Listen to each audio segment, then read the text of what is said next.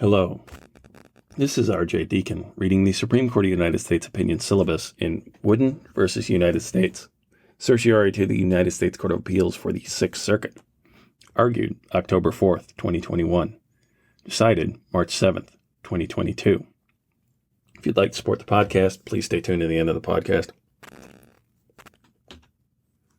A jury convicted William Dale Wooden of being a felon in possession of a firearm in violation of 18 U.S.C. Section 922G.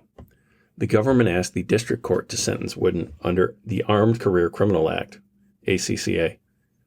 ACCA mandates a 15-year minimum penalty for Section 922G offenders with at least 3 prior convictions for specified felonies committed on occasions different from one another.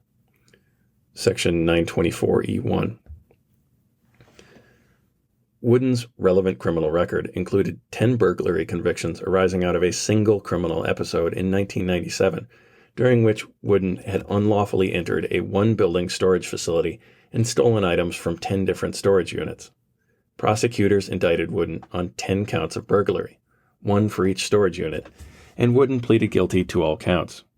Years later, at Wooden's sentencing hearing on his Section 922G conviction, the district court applied ACCA's penalty enhancement in accordance with the government's view that Wooden had commenced a new occasion of criminal activity each time he left one storage unit and entered another. The resulting sentence was almost 16 years, much higher than the statutory maximum for Wooden's crime absent such an enhancement.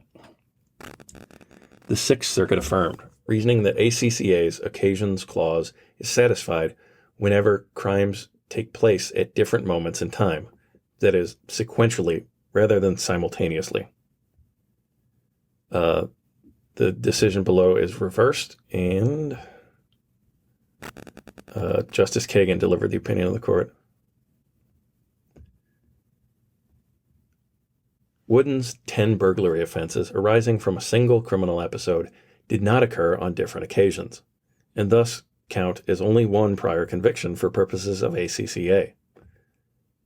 Wooden's successive burglaries occurred on 1 occasion under a natural construction of that term.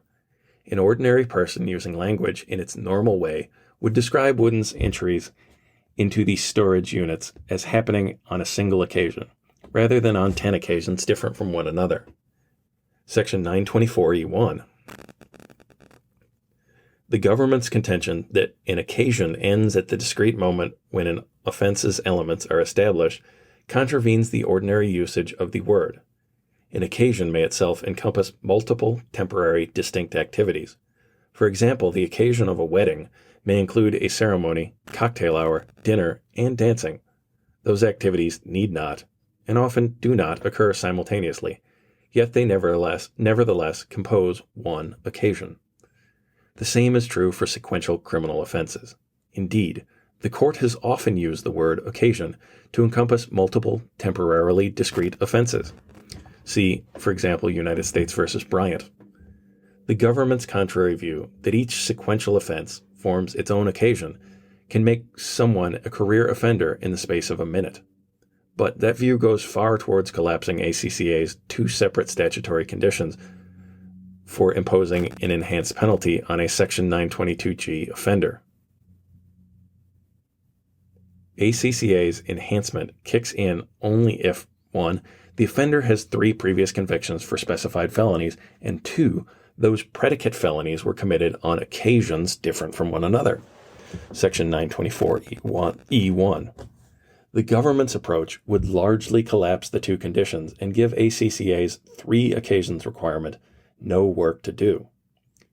Given what occasion ordinarily means, whether criminal activities occurred on one occasion or different occasions requires a multifactored inquiry that may depend on a range of circumstances, including timing, location, and the character and relationship of the offenses. For the most part, the determination will be straightforward and intuitive. In many cases, a single factor, especially of time or place, can decisively differentiate occasions. In hard cases, the inquiry may involve keeping an eye on ACCA's history and purpose. Here, every relevant consideration shows that Wooden burglarized 10 storage units on a single occasion. Indeed, it was because the burglaries arose from the same conduct that Georgia law required the prosecutor to charge all 10 in a single indictment.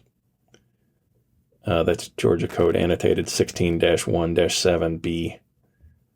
Statutory history and purpose confirm the court's view of the Occasions Clause's meaning, as well as the court's conclusion that Wooden is not a career offender.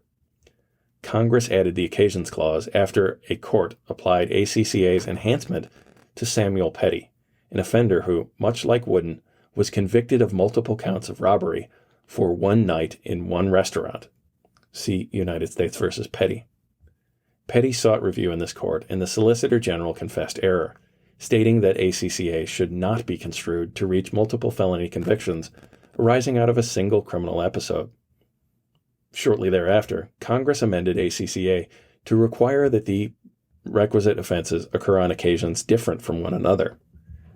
Minor and Technical Criminal Law Amendments Act of 1988, Section 7056, and it's 102 Stat 4402.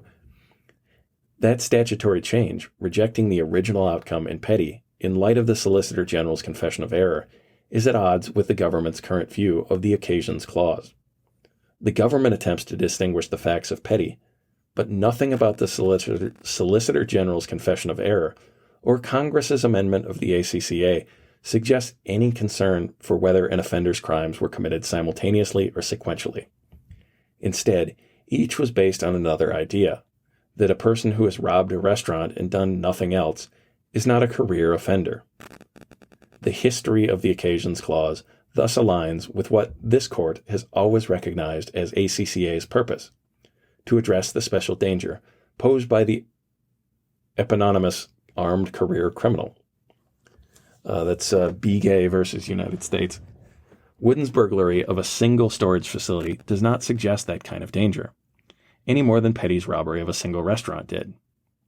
The decision below is reversed, and Justice Kagan delivered the opinion of the court, in which Chief Justice Roberts and Justices Breyer, Sotomayor, and Kavanaugh joined, and in which Justices Thomas, Alito, and Barrett joined as to all but Part 2B. Justice Sotomayor filed a concurring opinion. Justice Kavanaugh filed a concurring opinion. Justice Barrett filed an opinion concurring in part and concurring in the judgment, in which Justice Thomas joined. Justice Gorsuch filed an opinion concurring in the judgment, in which Justice Sotomayor joined, as to Parts 2, 3, and 4. Thank you for listening. If you'd like to support the podcast or me, find the PayPal link in the show notes. Find me on Patreon, or contact me at rhodesscholar80@gmail.com. That's ROADS, like the truck driving roads, and the number 80.